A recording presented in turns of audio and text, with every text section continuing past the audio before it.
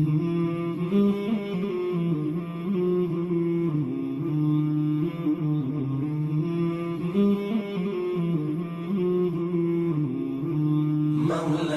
صل وسلم دائما أبدا على حبيبك خير الخلق كلهم. مولاي صل وسلم دائما أبدا على حبيبك خير الخلق كلهم. محمد سيد الكونين والثقلين، محمد سيد الكونين والثقلين والفريقين من عرب ومن عجم. محمد وعلى آله وصحبه وسلم. Most excellent praises and gratitude due to Allah, Lord of the worlds. May Allah increase the honor of our Messenger Muhammad and his dear companions and honorable family. Peace and blessings be upon them.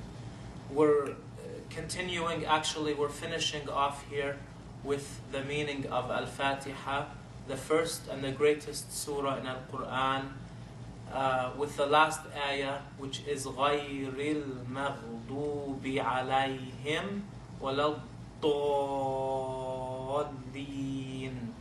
And there's a stretch there at the end. The cousin of the Prophet ﷺ, whom which the Prophet made dua for, he explained, because there's two categories, there's two groups of people that are mentioned. We first say, "Oh Allah," in the meaning of the ayah, we say, "Oh Allah, keep us guided on the straight path." And then we say, "Not the path of those who you will to punish, nor the path of those who have gone astray." And the Muslims, the great Muslim scholar, who was the cousin of the Prophet ﷺ, and he's the same man that the Prophet made a special prayer for. What was this prayer? For him to have comprehension of the Quran. When we say غَيْرِ الْمَغْضُوبِ عَلَيْهِمْ, it means the Jews of today, not the true followers of Moses. And when we say وَلَا الضَّالِّينَ, that means, and those who are astray, who are away from the true path. And he said, and this refers to the Christians. Not the original Christians, the followers of Jesus, but the ones today who claim, they say with their mouth that they follow Jesus, but because they changed many of the core beliefs of Jesus, they're not truly following him. Now, today we have people who speak in the name of Islam. They invite them to radio stations and on TV sometimes, or in the internet, and they say they're the people of the book. And that's true. People of the book. What does that mean when we say people of the book? The people of the book are, when we say people of the book, we refer to two main religions. What are they? Christians and Jews. But the people of the book doesn't mean that they follow the book, or they still have the true book, because we know that the true Bible and the true Torah are not in their original forms as they were before. So when we say people of the book, it means people who claim to follow the book. Now, these people that they put sometimes on the radio or on TV shows, their goal is customer service, is to make everyone happy. So they think that you can compromise, or for the sake of peace or unity or whatever they want to call it, they can say things that are against the religion. And we can't. If we're honest and we're true, we're going to say what our book says. And it's written all over the Quran. It speaks about the Christians and Jews, and it says that they're not on the true path. And there's no harm in saying that.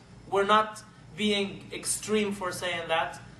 But if we were to say they were totally on the right path, we would be belying our book, number one, and we would be lying to these people. We wouldn't be honest to these people. On the Day of Judgment, these people would would tell us, why weren't you honest with us? Why didn't you do us a favor by telling us to follow the true path? So those people who are telling people, you don't have to become Muslim. As long as you're from the people of the book, you're fine, you're going to heaven. And they are becoming many these days. And they put them on TV shows, and they may have PhDs in the field of religion and so forth. And they may extract, they may get ayahs from the Quran that refer to the true followers of Jesus and the true followers of Moses, that we are one. We do not differ with. But the ones today, there's a clear difference. And that the Quran does not have contradiction. So be warned of those people. They're not honest. Some people, out of fear, they say this.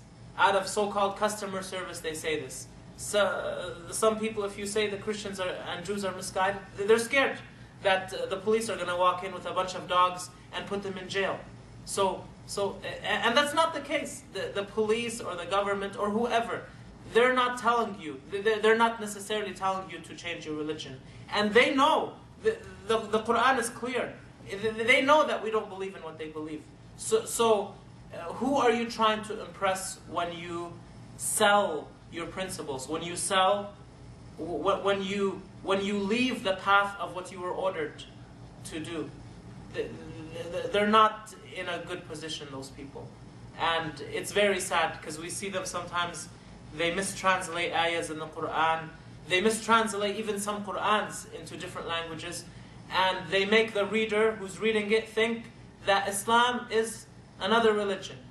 That you could accept, you could not accept. It's a buffet. You go to this restaurant, you want to pick and choose, you're fine, just as long as you eat something healthy.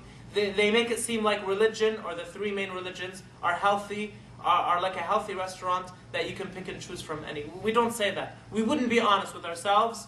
We wouldn't be following we wouldn't be following the path of the prophets if we say that. And the truth is that we say what the Quran says. The religion accepted by Allah is Islam.